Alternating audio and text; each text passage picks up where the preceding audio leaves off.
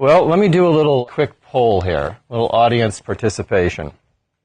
What percentage of you trust either completely or somewhat a recommendation that you get from a peer or friend when it comes to, a place to eat, a movie to watch, a book to read?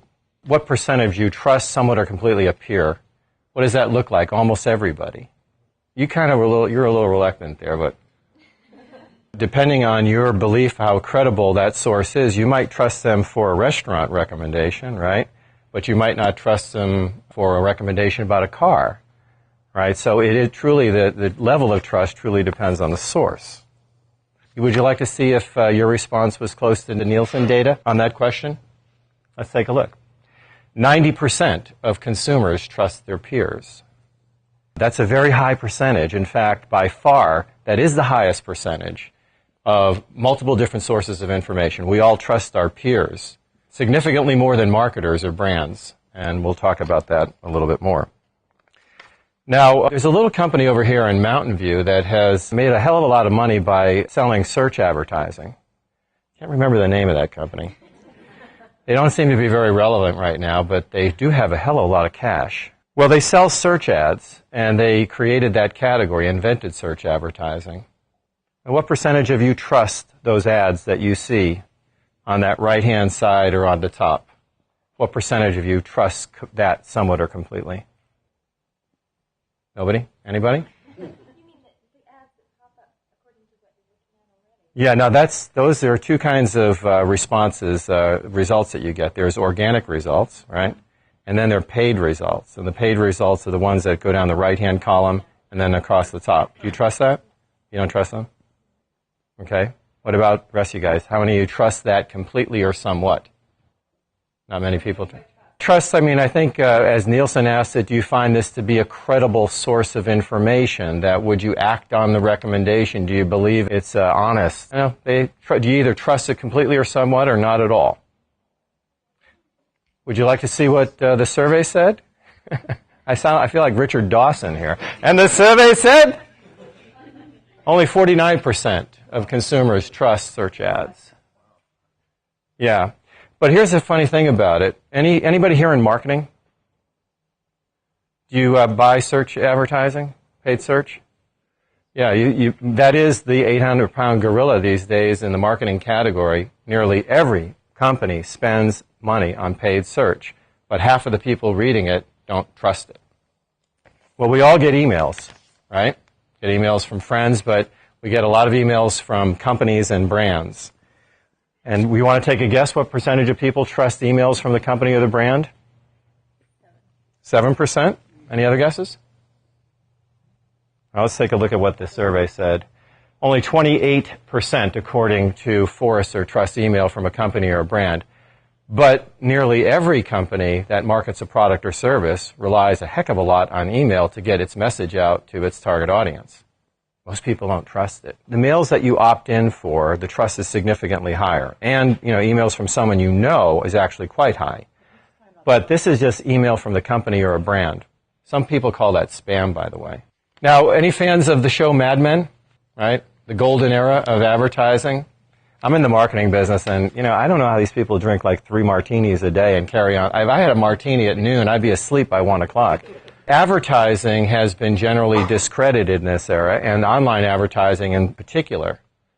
But there's a heck of a lot of money being spent still on online advertising, but guess what? People don't trust it. Only 33% people trust online advertising. All right, so forget about paid media. I'm a blogger, People trust me. Do you trust bloggers? Well, only 18% in this survey by Nielsen trust bloggers. So do we have any bloggers here? And we've got Mashable and TechCrunch and Gawker and on and on and on that wield supposedly tremendous influence and power. Do they really? 90% of you trust each other. Only 18% of you trust bloggers. Okay, well, you know what? We're going to start a company blog. We have one at Zuberance. We've got something important to contribute to the discussion. We'd like to put our point of view out there. And we're a credible company. We try to do the right thing every day, and we think we've got some interesting things to share about word-of-mouth marketing and social media. Let's see how much people trust. Now, Kara's one of our bloggers. I hate to let you down, Kara. Only 16% of people trust corporate blogs. So let's go start a corporate blog. You know, we're a word-of-mouth marketing company. How do we get the word out? Well, we use word-of-mouth marketing, but you know all these billboards on 101? I thought we ought to run a billboard that would advertise for word-of-mouth marketing, and here's what I wanted it to say. But 90% of you trust word of mouth. In fact, word of mouth is the number one driver of sales for every product category that you see up here, and more. When you bought a car last time, I bet you asked your friends or people that drive that car, what do you think? What's up with Toyota? I mean, are they fixing these cars? I'm seeing these ads, but can I trust what they say? It's in hotel category. The hotel category has been revolutionized by something called TripAdvisor. How many people go to TripAdvisor before you book a hotel room?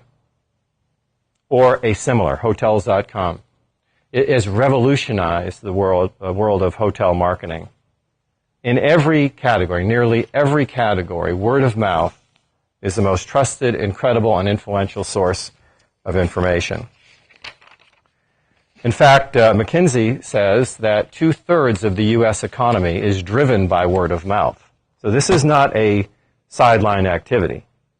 Now, I don't know what that number is. The young lady who spoke before me was a power consultant at one time. So I don't know. 2/3 of the U.S. economy mean, trillions of dollars of goods and services are purchased on the basis of a word-of-mouth recommendation. In fact, there are 4.5 billion conversations each and every day in the United States in which a brand is mentioned. 4.5 billion conversations. That's a lot of word of mouth. Now, Forrester, you guys familiar with Forrester research? Recently tried to analyze how much word of mouth is going on the social web. And this is what they concluded, is that in the U.S., that's the number of word of mouth impressions each and every day. And then how many people, we're all on Facebook, we're tweeting. Now, each time a consumer posts something on the social web, Forrester came up with an estimate of how many people are reached every time a consumer posts something on the social web. And the number they came up with was 150. That's each and every time, right? And they consider that estimate low. Does that sound like a lot to you, 150? Why do you think it seems conservative, or it seems low and not exaggerated? Do you use Twitter? And probably things that you tweet get retweeted, right? Yeah, this is the viral nature of social media. In fact, according to Forrester, the reach of online word of mouth now rivals advertising. On average, according to Facebook, most people have, well, let me ask it as a question. What do you guys think is the number of average friends that people have on Facebook? Average number. What do you think? You were right on. It's 130, according to Facebook. How many friends do you have on Facebook, Kara? How many? 1,000. So the reach of social media has now become a true force for people to think about, to consider, and to try to take advantage of, frankly, from a marketing standpoint, because it now rivals advertising. So now let's talk a little bit about social media and trust in social media. So I'm a person that does look at TripAdvisor a lot when I go to book a hotel. And it turns out that, and I actually do find the reviews very helpful. And now you can post pictures of your hotel. And so let's take a look at what the survey says here. According to Nielsen, 70% trust online reviews, 70%. Now, I've seen this number bounce around a little bit. I've seen it as low as 50%, as high as 72 or 74%. Whether that's on Amazon or CNET or Yelp or on TripAdvisor, people, all of us, consumers, put a lot of faith in those reviews. Yes? They're now going to be reviews on LinkedIn. LinkedIn just bought a company that was a reviews company, and they're going to start, they want to become sort of the Amazon of B2B. So now you're not just having friends, but not just colleagues and contacts, but you can review vendors and products. Well, according to Nielsen, when they did the survey, 70% of the people that they interviewed said that they found the online reviews credible, believable, worthwhile as an important source of information. But now somebody said this to me the other day, that when he reads online reviews on TripAdvisor, the first thing he does is looks at all the negative reviews. And then he feels like, I got to see the worst thing that people can say about this hotel. Do you guys do that also? Do you read the negative ones first? And then you kind of discount the 5-star reviews because you kind of feel like do you do that? Well, we're, that's true, my food was cold, I'll get you for that. Well, let's take a look a little bit more on this. Since hotels are such a hot category for reviews, let's take a look at reviews in the hotel space. According to Deloitte & Touche, another one of those other power consulting firms, 77% of travelers rely on reviews. It's actually all travelers rely on reviews. Before you book a hotel, before you go to a resort, you're going to read these reviews and rely on them to provide some real information. But now look at what happens. This is a very interesting chart. You see what happens now. If a hotel has a 3-star review, 29% are more likely to stay at that hotel, to book a room at that hotel. But look what happens if the hotel has a 5-star review. 92% of people said they're more likely to stay at that hotel if they have a 5-star review. So in our business, we try to calculate for companies the value of positive word of mouth, and it's enormous. It's enormous. With every additional positive review that gets published, more business comes to your doors. So I would say it's pretty important if you want to get more business in your doors, get more people to spread positive word of mouth about you. As long as it's transparent and honest and you're not paying for it, why not? Did you have a thought about this? Was this resonating with you? Yeah, very much. Yeah. And look at it, on the other hand, only 26% of people are likely to stay at a hotel if they have a 1-star review. So you said as long as it's positive and honest. How do we, as viewers of this kind of review on the web, know that it wasn't just paid for by the company? We don't. That's the problem. That's right. It's a problem. And I do think personally, and I've seen this in our own business, is that as the noise increases in this reviews category, I think what people are doing now, they're saying, okay, I see what the reviews say, but let me come over here and talk to my friend and find out the real story. You would think that at some point there's going to be a saturation point where you really don't know. There are 1,000 negative reviews, 1,000 positive reviews. You wonder about the source, if someone's getting paid or who got a free trip to write a review like that. It's a big problem. And the review companies are doing things now to try to give you more information about who is actually writing these reviews. Well, I was just wondering, in your experience, and certainly one of the things I think is kind of consistent with human nature, is that we react and we like to tell people about a negative experience much more so than a positive one. Mm-hmm. I might have had a great meal, but that's kind of par for course with other great meals I've had that week. If I've had a negative meal, I'm much more likely to spread the word that, God, I went to this place, I really didn't enjoy it, really fell below expectations, and I might be then much more likely to actually write a review that's going to be a negative in nature. Yeah. How, in these statistics, are you kind of weighting that, I think some of the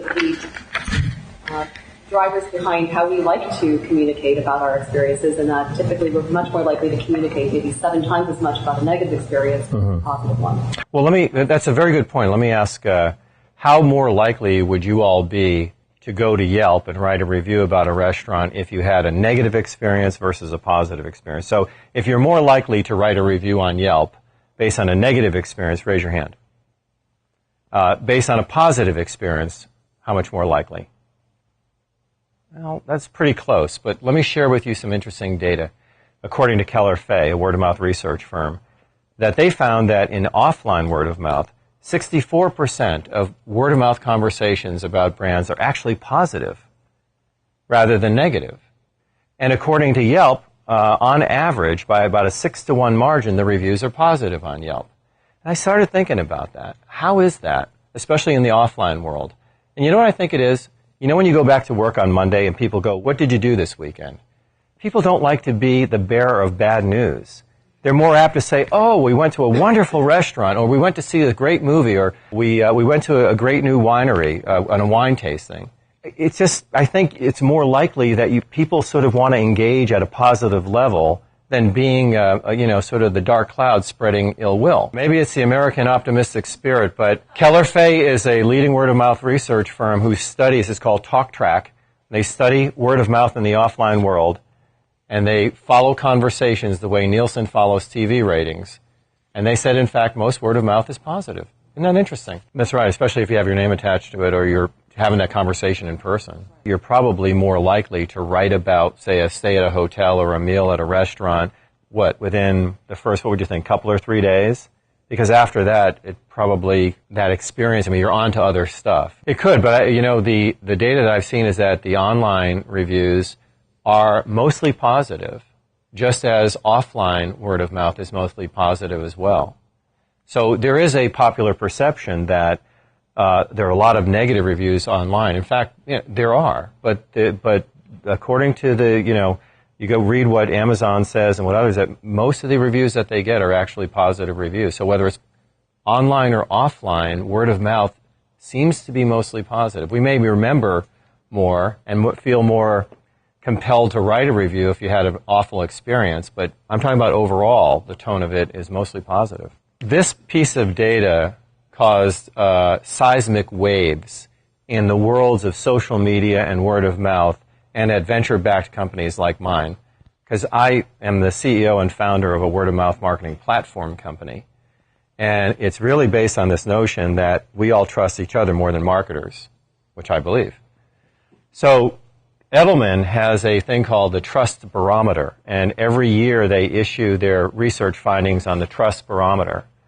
And what got all the headlines this year is that this sacred cow called peer recommendations looks like it took a big hit in terms of the number of people who say their friends and peers are credible sources of information. Look at that bottom line.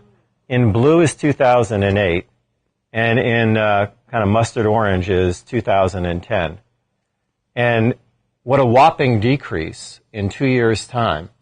Can everybody see that, the point we're trying to make here? Now, and then I started reading a blogger, and he said, yeah, but wait a minute, that got the headline, but look at everything else. Everything else got clobbered. Now we don't trust the TV news, don't trust radio news, we don't trust newspapers. Hell, we don't even trust our friends and peers anymore. What the hell can you trust? Well, why is that? If this is true, now I want to see another couple of years of data before we can all conclude that peer networks aren't trustworthy, but what's happening here? I think it's the way we look. Yeah, go ahead, please, and I'll come back, yeah.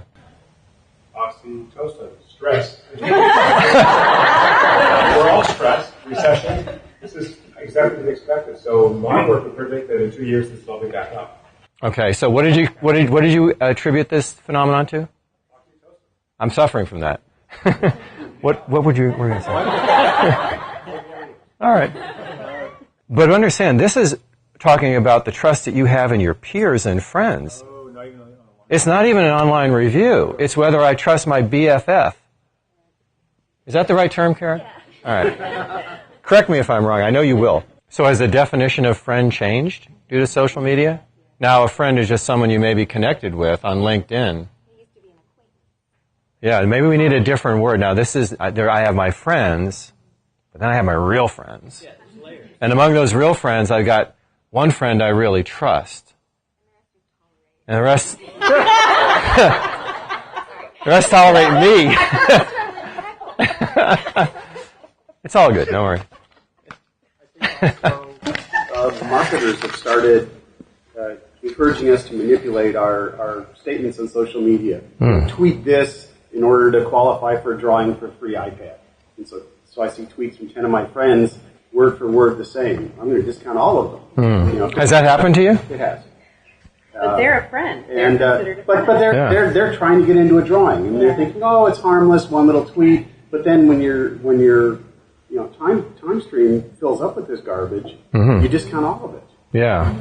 So I think people are being manipulated perhaps with good intentions by these marketers, and so you have to question even things that your close friends. That's exactly what this research is saying, I think, right? Thank you for that. You think it's the information about companies from all those sources, right? Because that is thank you for pointing that out, because it does say information about companies, but I have to look at that research a little bit more because it might be, Alan, right? We were talking about restaurants, and he was raving about French Laundry and a few other places. We were sharing restaurant recommendations. Now, that is a company, the French Laundry, right? So it could be not just like Halliburton as a company, but the French Laundry as a company, or Carr and Farrell as a company, et cetera, right? But I'm glad you pointed that out. And I think, what the blogger said was, let's not, because this was the headline. This made a lot of headlines, right? People don't trust their friends and peers as much as they did 2 years ago. People don't trust anything as much as they did 2 years ago. And I bet, now, I have looked at some data from the 1960s and 1970s. We trusted everything much more. Now we trust very little. Great conversation, by the way. Well, here's the thing, is that we're wary of spams and scam on Facebook. So this is the point that Gordon was making here, is that how much of that content that's being posted on Facebook is authentic. Who's shilling, who's getting paid, who's astroturfing, who's pimping. But you have to like it in order to get that access. If you're trying to figure out how do you communicate with your customers and your prospects in a world racked by lack of trust, I can help you. That's me. Thanks.